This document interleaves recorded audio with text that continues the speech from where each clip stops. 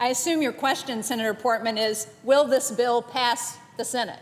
Will this bill pass the Senate is the question that I posed to my colleague from New Hampshire. And I would say absolutely it will pass the Senate. And it will do that because it represents almost 3 years of meetings, negotiations, broad stakeholder outreach, and an effort to craft the most effective piece of legislation with the greatest chance of passing not only this Senate, but the House as well, and also that it can be signed into law. This bill, as you've explained so well, is a bipartisan effort that's designed to boost the use of energy efficiency technologies. It will help create private sector jobs, it will save businesses and consumers money, it will reduce pollution, and it will make our country more energy independent. This legislation will have a swift and measurable benefit to our economy and our environment. As Senator Portman said, a study by experts at the American Council for an Energy Efficient Economy found that last year's version would have saved consumers $4 billion, and this may be a little hard to read on the chart, but you can see it reduces energy costs, and in doing so, saves consumers $4 billion a year. It would create about 80,000 jobs if it were passed by 2020, and it would also be the equivalent of taking 5 million cars off the road. The United States needs a comprehensive national energy policy. We are too dependent on foreign oil. We are overly reliant on an outdated energy infrastructure. We need to utilize a wide range of energy sources, including natural gas, oil, nuclear, and renewables like wind, biomass, and solar. But we can't just focus on the supply side. We also need to think about how we consume the energy once we have it. And efficiency is the cheapest, fastest way to reduce our energy use. Energy-saving techniques and technologies lower costs, they free up capital that allows businesses to expand and create jobs and allow our economy to grow. We can start by improving our efficiency now by installing ready and proven technologies, things like modern heating and cooling systems, smart meters, computer-controlled thermostats, and low-energy lighting, just to name a few. Now, there are substantial opportunities that exist across all sectors of our economy to conserve energy, to create good-paying private sector jobs. In fact, there are countless examples of energy efficiency success stories in the private sector that I've had the good fortune to see as I've traveled around New Hampshire.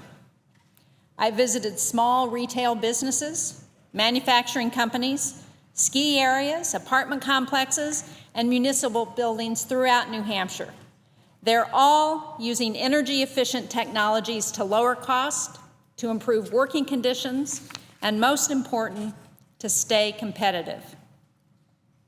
Not long ago, I had the opportunity to visit a company on the seacoast in New Hampshire called Highliner Foods. It's a seafood processing plant, and it requires a lot of energy to operate.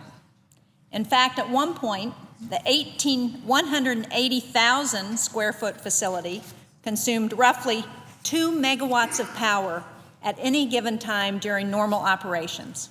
So next to the cost of personnel and fish, because it's a fish processing plant, energy was their biggest expense. But by installing efficient lighting, new boilers, various demand response techniques like adjusting its lighting to dim when no employees are in the area, establishing HVAC set points, Highliner Foods is making great strides in reducing energy consumption. It's allowed them to expand their footprint in the state and to be more cost-effective in their production. Just this week, I had the opportunity to visit the first LEED-certified auto dealership in New Hampshire. Mr. Chairman, it's the first Toyota auto dealership that's LEED-certified in New England, which I know you will appreciate, being from the neighboring state of Massachusetts. They've implemented a number of effective energy-efficient initiatives to cut their energy costs, including the installation of solar panels, efficient lighting, and a really impressive energy dashboard to monitor energy use throughout their entire facility. And their customers can come in, they can touch this interactive dashboard, and they can see what's going on throughout the physical plant. I've also visited some great New Hampshire companies who are producing energy-efficient technologies. We have a company in New Hampshire called Warner Power, which has made the first breakthrough in transformers in over 100 years. Studies show that inefficiency in transformers result in a loss of about 5% of all electricity generated in the United States. With the wide-scale use of Warner Power's innovation, the hexaformer, and their control system technology, the company estimates that 1.5% of all transformer energy losses could be eliminated. Now, this would save the country 60 terawatts of electricity a year. That's equal to about 5 times New Hampshire's entire annual electricity consumption.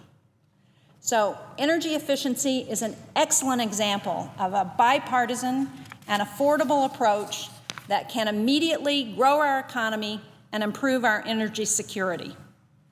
In addition to being affordable, efficiency is widely supported because its benefits aren't confined to a certain fuel source or a particular region of the country. It's clearly one of those areas where we can all come to some common agreement, whether we support fossil fuels or whether we support alternatives like wind and solar. So it's no wonder, as Senator Portman says, that this legislation enjoys such a broad, diverse coalition of support. It's received more than 250 endorsements from businesses, environmental groups, think tanks, and trade associations, from the U.S. Chamber of Commerce and the National Association of Manufacturers to the National Resources Defense Council and the Painters Union. These are the types of non-traditional alliances that have helped us to get this bill to the floor. The legislation provides a roadmap to create and implement a national strategy to increase the use of energy efficiency technologies in the residential, commercial, and industrial sectors of our economy. Now, it provides incentives and support, not mandates, for residential and commercial buildings in order to cut energy use.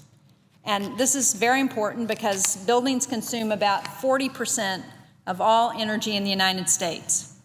The bill strengthens voluntary national model building codes, and I would emphasize that these are voluntary, to make new homes and commercial buildings more energy efficient, while working with states and private industry to make the code writing process more transparent.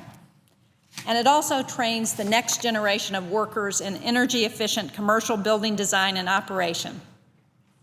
The legislation also assists our industrial manufacturing sector, which consumes more energy than any other sector of the U.S. economy. It directs the Department of Energy to work closely with the private sector industrial partners to encourage research, development, and commercialization of innovative energy-efficient technology and processes for industrial applications. It helps businesses reduce energy costs and become more competitive by incentivizing the use of more energy-efficient electric motors and transformers. And it establishes a voluntary program called Supply Star, which is modeled on the successful Energy Star program to help make companies' supply chains more efficient. And finally, the legislation requires the federal government, the single largest user of energy in the country, to adopt more efficient building standards and smart metering technology. It requires the federal government to adopt energy savings technologies and operations for computers, and it allows federal agencies to use existing funds to update plans for new federal buildings using the most current building efficiency standards. And the best part, as Senator Portman said, is that the cost of this legislation is fully offset. It reallocates funding that has not been used from existing programs. I want to thank Chairman Ron Wyden and his ranking member, Lisa Murkowski, from the Senate Energy and Natural Resources Committee for their great support in getting this bill to the floor. This is a bipartisan, affordable, and widely supported piece of legislation. And most important, it's an effective step in addressing our nation's very real energy needs. I thank Senator Portman, Senators Wyden and Murkowski for all of their help with this bill, and I look forward to debating the bill on the floor of the Senate, to listening to amendments, and to passing this bill out to the House and finally having it signed into law. And I hope my colleagues will join me in this debate. Thank you very much, Mr. President.